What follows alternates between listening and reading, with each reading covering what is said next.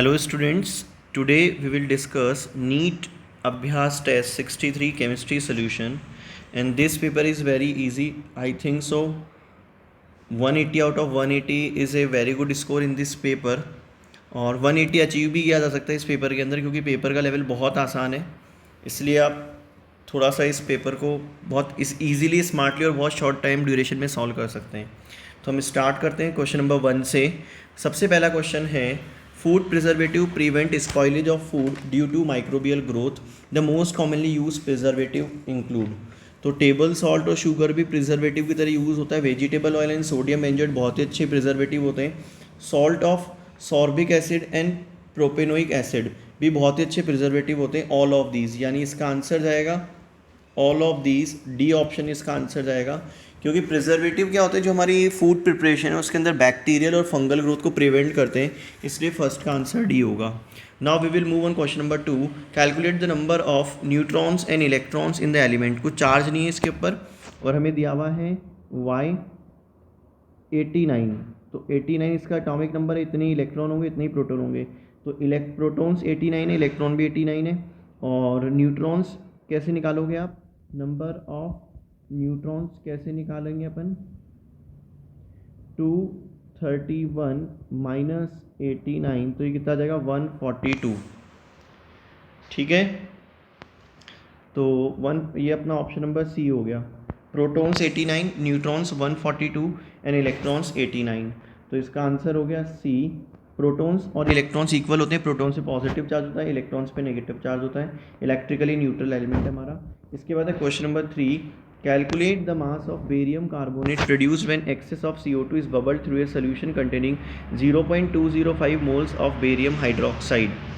ठीक है, तो हम सबसे पहले क्या करते हैं, बेरियम हाइड्रोक्साइड की हम रिएक्शन लिखते हैं।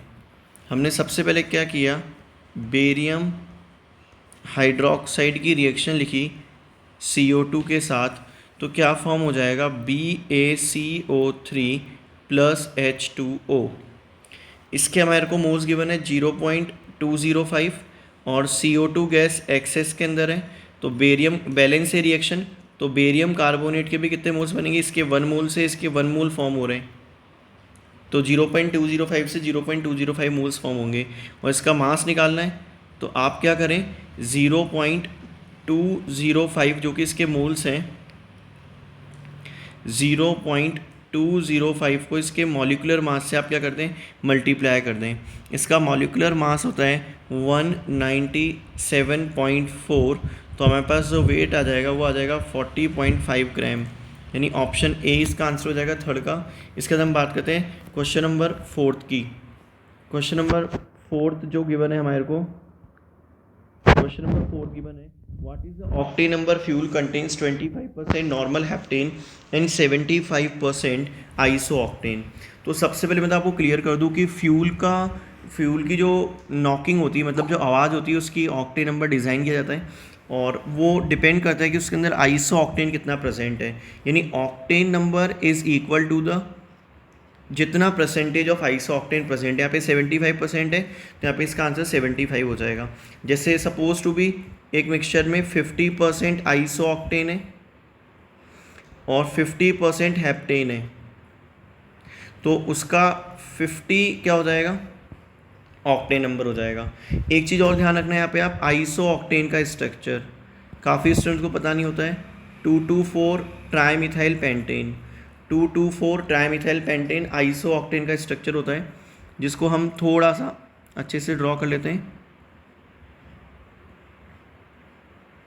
2,2,4 ट्राइमिथाइल ऑक्टेन, ये पेंटेन, 2,2,4 ट्राइमिथाइल पेंटेन, ये आइसो ऑक्टेन का स्ट्रक्चर है। तो जितना आइसो ऑक्टेन होता है और वो आइसो ऑक्टेन जो होगा वही ऑक्टेन नंबर कहलाएगा। ठीक है ना। तो percentage by volume of iso octane in mixture of iso octane and heptane, और 0 होता है किसके लिए, हेप्टेन के लिए, और 100 होता है आइसो ऑक्टेन के लिए। ऑक्टेन नंबर 0 किसके लिए होगा, हेप्टेन के लिए, और ऑक्टेन नंबर 100 किसके लिए होगा, आइसो ऑक्टेन के लिए। अगर 100% आइसो ऑक्टेन है तो उसका जो ऑक्टेन नंबर है वो 100 हो जाएगा। इसके बाद है question number 5, which of the given compound have a permanent dipole moment तो XeF4 तो स्क्वायर प्लेनर है, तो इसमें नेट डायपोल मोमेंट 0 होगा क्योंकि कैंसिल आउट हो जाएगा। SiF4 भी टेट्राहेड्रल है, तो इसका भी क्या हो जाएगा, कैंसिल आउट हो जाएगा। BF3 ट्रायंगुलर प्लेनर है, तो इसका भी क्या हो जाएगा, कैंसिल आउट हो जाएगा। लास्ट ऑप्शन है SF4, जिसका शेप क्या होता है, सी सॉ शेप होता है SF4 का, बट यहाँ पे हाफ पार्ट का हाफ पार्ट से डायपोल कैंसिल नहीं हो पाएगा, तो इसके अंदर डायपोल मोमेंट प्रेजेंट है, तो इसका आंसर क्या हो जाएगा, SF4, यानी ऑप्शन हो जाएगा डी। क्वेश्चन नंबर 5 के बाद हम बात करते हैं क्वेश्चन नंबर डी की। What product is obtained when acetylene is react with excess of hypochlorous acid. Acetylene क्या होता है, एसिटाइलिन होता है CH ट्रिपल बॉन्ड CH, पहले एक बॉन्ड तोड़ा, HO इधर Cl इधर, फिर दूसरा बॉन्ड तोड़ा, HO इधर Cl इधर, एक कार्बन पे 2 OH अनस्टेबल होते हैं, तो यहाँ से क्या एलिमिनेट हो जाएगा, H2O एलिमिनेट हो जाएगा कुछ इस तरीके से, OH OH और Cl, तो यहाँ से अपन ने H2O निकाल दिया, तो इधर क्या बच गया, एल्डिहाइड, और इधर क्या फॉर्म हो गया, CHCl2। तो कोई है क्या ऐसा option, I think so option C इसका आंसर हो जाएगा 6 का। इसके बाद हम बात करें 7th की। Which element in the given below does not show variable valency. Zinc केवल क्या शो करता है, +2 शो करता है, कॉपर +1 +2 दोनों शो करेगा, निकल +2 +1 भी शो करता है, +2 भी शो करेगा, ठीक है ना, Mn भी शो करेगा, निकल +3 भी शो करता है, ठीक है ना, +1 शो नहीं करेगा, +2 +3 शो करेगा, Mn +2 +3 भी शो करता है, Mn तो बहुत सारी ऑक्सीडेशन स्टेट शो करता है, तो इसका आंसर क्या हो जाएगा, ए। इसके बाद बात करें क्वेश्चन नंबर 8 की। Which of the following pairs is an example of A positive deviation from Raoult's law. Positive deviation का होगा जब दो सॉल्यूशन को मिक्स करने पर जो मिक्सचर बना है उसका वेपर प्रेशर बढ़ जाए, इंक्रीज हो जाए। तो वाटर और HCl में तो हाइड्रोजन बॉन्डिंग बनेगी, तो वेपर प्रेशर और कम हो जाएगा इनको मिक्स करने पर रिजल्टिंग मिक्सचर का। वाटर और नाइट्रिक एसिड में भी दोनों में हाइड्रोजन बॉन्डिंग का फॉर्मेशन पॉसिबल है, तो यहाँ भी वेपर प्रेशर कम हो जाएगा। बट मीथेनॉल और बेंजीन में, मीथेनॉल क्या होता है, CH3OH HOCH3 फिर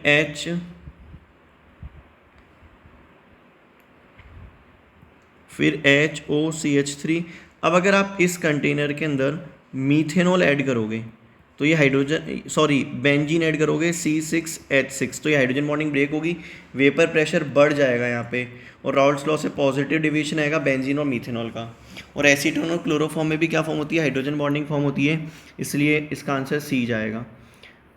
राउल्ट्स लॉ से 2 डेविएशन होते हैं, एक पॉजिटिव एक नेगेटिव डेविएशन। अगर दोनों को मिक्स करने पर वेपर प्रेशर इंक्रीज हो रहा है तो वो पॉजिटिव डेविएशन कहलाएगा, और दोनों को मिक्स करने पर अगर वेपर प्रेशर कम हो रहा है तो नेगेटिव डेविएशन कहलाएगा। 8 के बाद हम बात करते हैं क्वेश्चन नंबर 9 की। The Birkeland Eyde process commercial method the raw material use in the process. मैंने आपको क्लास के अंदर पढ़ाया था कि जो नाइट्रोजन गैस का और ऑक्सीजन गैस का इंडस्ट्रियल मेथड ऑफ प्रिपरेशन होता है वो होता है एयर के लिक्विफिकेशन से। हम एयर को पहले लिक्विड फॉर्म के अंदर कन्वर्ट करते हैं, फिर कंट्रोल कंडीशन में टेम्परेचर इंक्रीज़ करते हैं, तो 77.1 केल्विन पे या 2 केल्विन पे, है ना, कुछ बुक्स में 77.1 या फिर 2 केल्विन पे हमें जो वेपर्स मिलेगी वो नाइट्रोजन गैस की मिलती है, क्योंकि नाइट्रोजन गैस का बॉइलिंग पॉइंट ये होता है, और 90 केल्विन पे हमें जो वेपर्स मिलती है वो ऑक्सीजन गैस की मिलती है। इस मेथड का नाम होता है बर्कलैंड मेथड। क्या कहलाता है, ये बर्कलैंड प्रोसेस कहलाता है।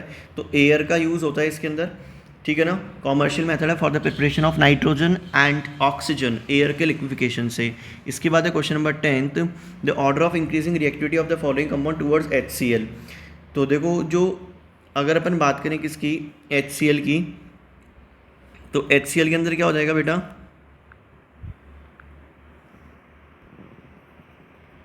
हमारे पास जो सेकंड ऑप्शन है वो कुछ ऐसा है, 2 मिथाइल प्रोपीन।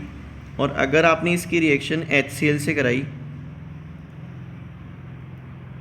अगर आपने इसकी रिएक्शन HCl से कराई तो यहाँ पे पहले 3 डिग्री कार्बोकेटाइन बनेगा, फिर Cl- का अटैक होगा तो टर्शी ब्यूटाइल क्लोराइड बन जाएगा, ठीक है।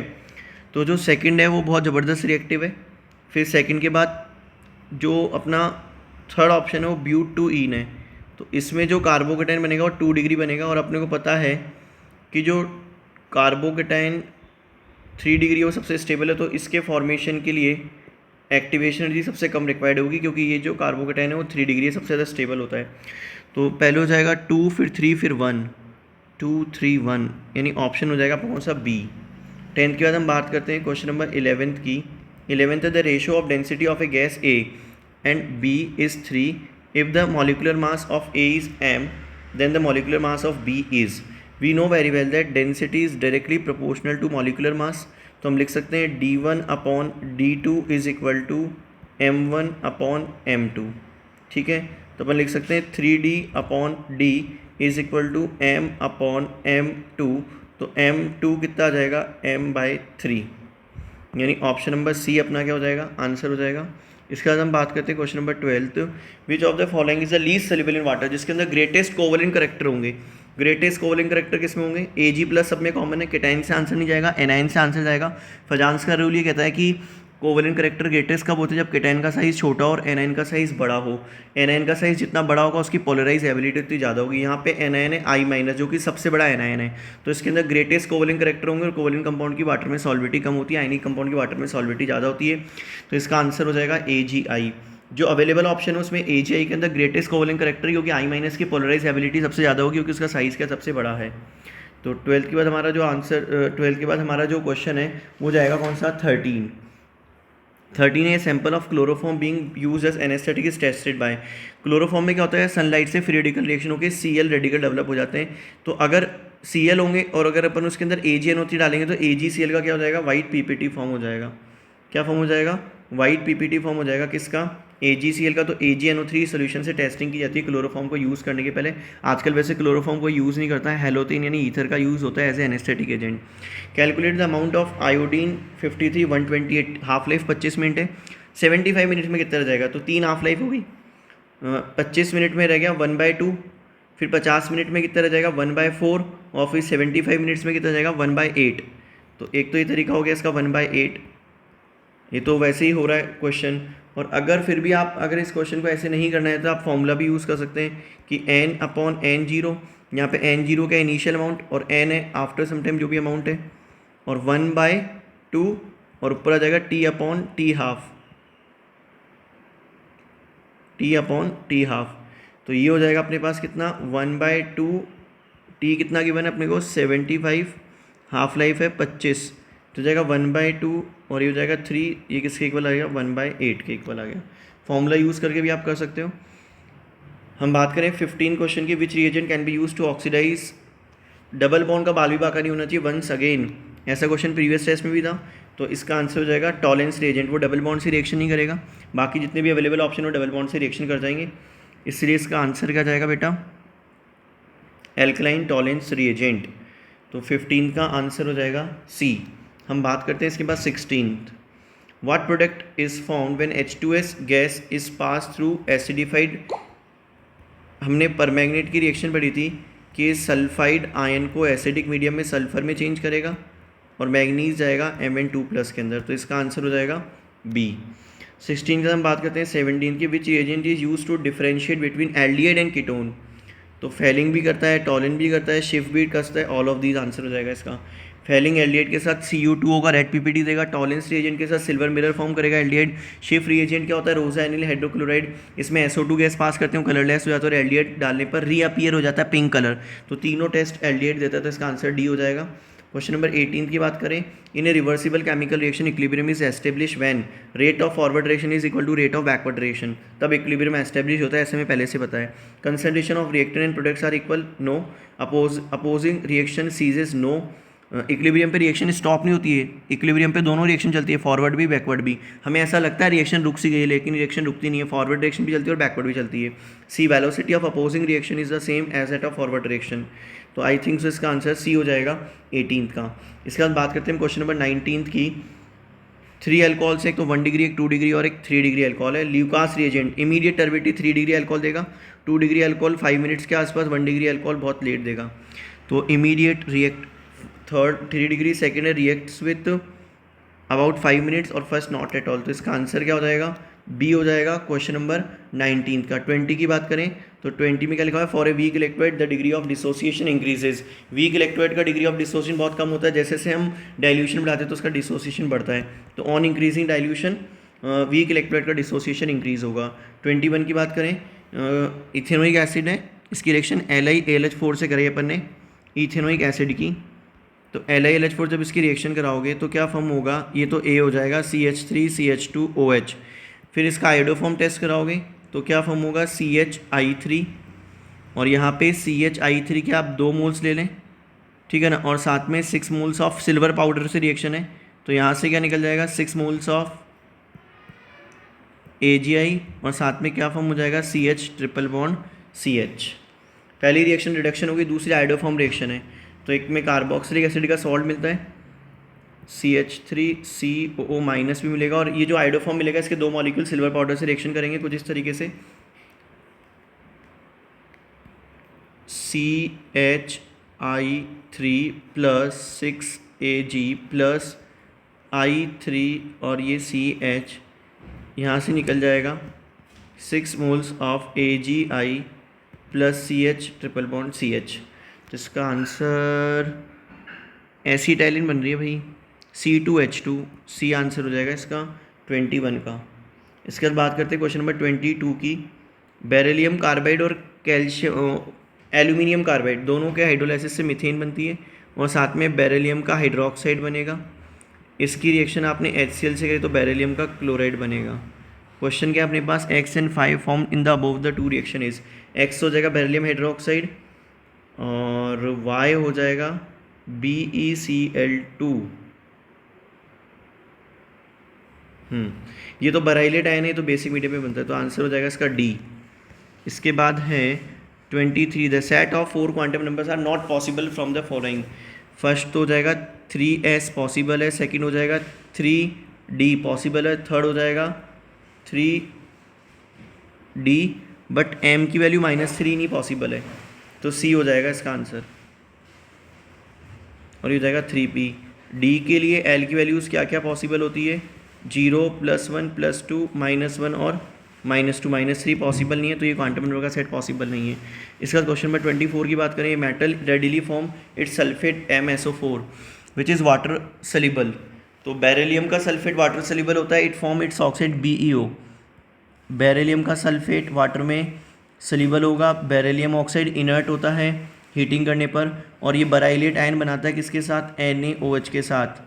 जैसे एल्यूमिनियम एल्यूमिनेट आयन बनाता है, बेरिलियम बराइलेट आयन बनाता है BeOH4 2-। ठीक है, और ये सोल्यूबल हो जाएगा। अब आप देख लो यहाँ पे बेरिलियम हाइड्रोक्साइड इनसोल्यूबल होगा, और वो फिर NaOH की एक्सेस में, इसका तो PPT बनेगा, और ये NaOH की एक्सेस में डिज़ोल्व हो जाएगा।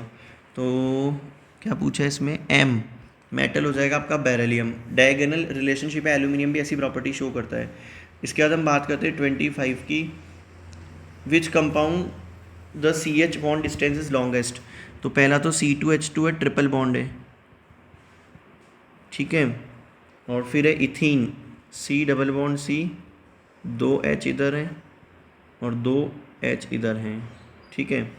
फिर है C2H4Br2, तो C2H4Br2 तो ऐसा हो गया,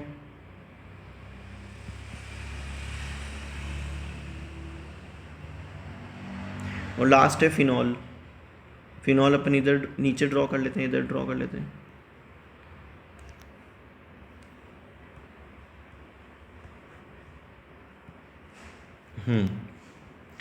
अब पूछा है बॉन्ड डिस्टेंस सबसे बड़ी किस में होगी। तो यहाँ पे तो sp एविडेंस है, तो इसकी इलेक्ट्रोनेगेटिविटी ज़्यादा तो खींचेगा, बॉन्ड लेंथ कम हो जाएगी। यहाँ पे sp2 है, इसकी भी इलेक्ट्रोनेगेटिविटी ज़्यादा है। इलेक्ट्रोनेगेटिविटी का ऑर्डर क्या होता है, कार्बन की सबसे ज़्यादा इलेक्ट्रोनेगेटिव कार्बन होता है sp, फिर sp2, फिर sp3। तो यहाँ पे सिंगल बॉन्ड है, ये फिनॉल में भी डबल बॉन्ड है, sp2 एविडेंस है, तो वहाँ भी बॉन्ड लेंथ कम होगी। तो इसका आंसर हो जाएगा C2H4Br2, क्योंकि यहाँ पे कार्बन sp3 एविडेंस है इसलिए। इसके बाद हम बात करते हैं क्वेश्चन नंबर 26 की। Calculate the elevation in boiling point for a solution of 13.44 gram of CuCl2 in 1 kg of water using the information. हमें कैलकुलेट करना है डेल्टा TB, हमें फॉर्मूला पता है I kBm, I कितना हो जाएगा 3 हो जाएगा, CuCl2 है, kB हमें गिवन है कितना, kB 0.52 गिवन है, molality given, mass of solute कितना है 13.44, मॉलिकुलर मास कितना होता है 134.4 गिवन है क्वेश्चन में, और 1 kg mass of solvent kg। इसको जब आप सॉल्व करोगे तो हमारे पास कितना आ जाएगा 0.16, यानी इसका आंसर क्या आ जाएगा B। क्वेश्चन नंबर 27, एनिलीन है और इसकी रिएक्शन करें अपन ने NaNO2 और HCl से, तो यहाँ पे बनेगा बेंजीन डाइएजोनियम क्लोराइड। X क्या हो जाएगा अपना N2 प्लस और Cl माइनस, फिर इसके ऊपर अटैक करेगा, ये फिनाइल केटायन हो गया। HNO2 का रिएक्शन कराए तो NO2 माइनस अटैक करेगा, तो यहाँ पे प्रोडक्ट बनेगा नाइट्रोबेंजीन। देखो क्या ऑप्शन है क्या कोई? सी। तो क्वेश्चन नंबर 27 का आंसर सी हो जाएगा। 28 की बात करें, 28 में इसका IUPAC ने बताना है pentammine nitrito N cobalt third chloride. Pentammine nitrito N लिखना चाहिए क्योंकि N से लिंकेज है। Nitrito N cobalt third chloride, first option ही लग रहा है मेरे को, 28 का फर्स्ट ऑप्शन ही आंसर होगा, ठीक है ना। इसका 29 की बात करते हैं अपन। Iodine crystal players in which category among the following. Iodine crystal होता है I2 के फॉर्म में, I2 एक मॉलिक्यूल होता है, तो मॉलिक्यूलर सॉलिड होते हैं कौन से? आयोडीन के। इसके बाद 30 for a reaction A + B gives product, it was found that rate of reaction increases 4 times if the concentration of A is double, यानी A के रेस्पेक्ट में ऑर्डर 2 हो गया क्योंकि 2A करने पे 4 टाइम्स हो रही है। If the rate of the reaction remains unaffected if the concentration of B is double, B की डबल करी तो अनअफेक्टेड, यानी B के रेस्पेक्ट में ऑर्डर 0 हो गया। B के रेस्पेक्ट में ऑर्डर क्या हो गया? 0 हो गया। तो hence the rate law for the reaction is, देखो इसमें कौन सा जा रहा है, I think C option B हो गया, क्योंकि B रेज़ टू पावर 1 हो गया, तो rate is equal to K A raise to power 2। तो ये हो जाएगा क्वेश्चन नंबर 31 में which statement is incorrect among the following. Calamine होता है ZnCO3 और सीडेराइट होता है FeCO3 कार्बोनेट, और ये तो करेक्ट है। Argentite and cuprite are oxide, no, argentite तो सल्फाइड होता है, इनकरेक्ट पूछा तो आंसर B हो जाएगा। जिंक ब्लेंड और पायरेट सल्फाइड होते हैं, मैलेकाइट एजोराइट क्या होते हैं? कॉपर के ओर्स होते हैं। 31 के बाद हम बात करते हैं 32 की, the reason why saturated solution of KNO3 is use to make salt bridge, क्योंकि K+ और NO3- की जो वेलोसिटीज़ होती है वो सेम होती है। सॉल्ट ब्रिज में सेम वेलोसिटी से दोनों कंपार्टमेंट की तरफ मूव करते हैं। Velocity of K+ greater than velocity of NO3- is greater than no, velocity of K+ and NO3- are nearly same. 33 the monomer of Teflon polymer is tetrafluoroethylene, non stick kitchen hardware में use होता है इसके Teflon का, और tetrafluoroethene, यानी इसका answer D हो गया। 33 की हम बात करते हैं 34 की, the dissociation constant of a weak monoprotic acid which is 0.01% ionise in 1 molarity solution is. आपको पता है K is equal to Cl5² upon 1 - alpha होता है, ओस्टवाल डाइल्यूशन लॉस हम ये डिराइव करते हैं, और 1 - अल्फा यहाँ पे नियरली इक्वल टू 0 है, ठीक है ना। तो 1 - अल्फा जो है वो हमारे पास नियरली इक्वल टू 0, तो फॉर्मूला क्या हो जाएगा? K is equal to Cl5², C कितना गिवन है हमारे को 1, अल्फ़ा कितना गिवन है 0.01 अपॉन 100, क्योंकि परसेंटेज है 0.01 अपॉन 100 इज इक्वल टू 10⁻⁸, यानी इसका आंसर क्या हो जाएगा? A। 34 का आंसर हो जाएगा A। इसके बाद हम बात करते हैं क्वेश्चन नंबर 35 की, what is an isoelectric point. Isoelectric point is the pH value of an aqueous solution of amino acid at which it does not move towards any electrode on applying electric potential, यानी amino acid के aqueous solution का electrolysis करने पर वो न तो anode की तरफ मूव करता है ना वो कैथोड की तरफ मूव करता है। उस एक्वस सोल्यूशन की जो pH वैल्यू होती है वो क्या कहलाती है? Isoelectric point. तो specific temperature no, suitable concentration no, hydrogen ion concentration that does not allow migration of amino acid under electric field, बिल्कुल सही है। pH वैल्यू मतलब हाइड्रोजन आयन कंसंट्रेशन, तो वो pH वैल्यू जिस पे वो कहीं भी मूव नहीं करे, ना तो कैथोड की तरफ ना एनोड की तरफ, तो इसका आंसर C हो जाएगा।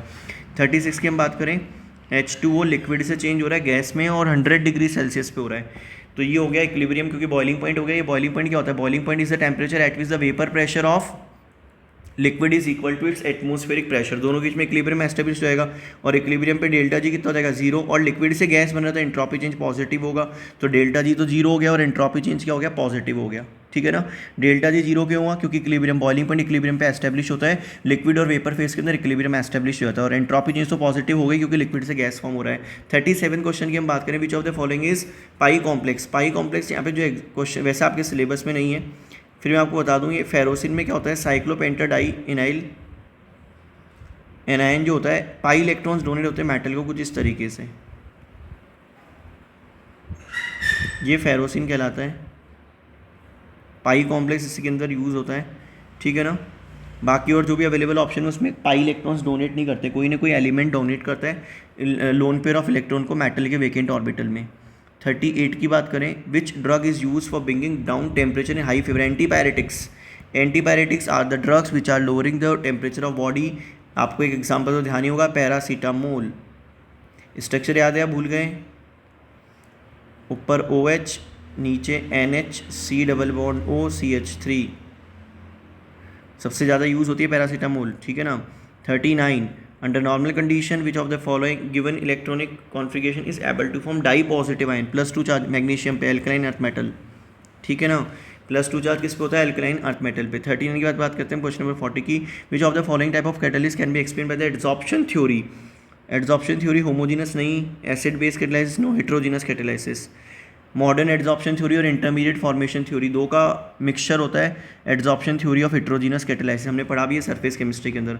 40 के बाद हम बात करते हैं 41 की, which one of the following reaction does not involve either oxidation और रिडक्शन?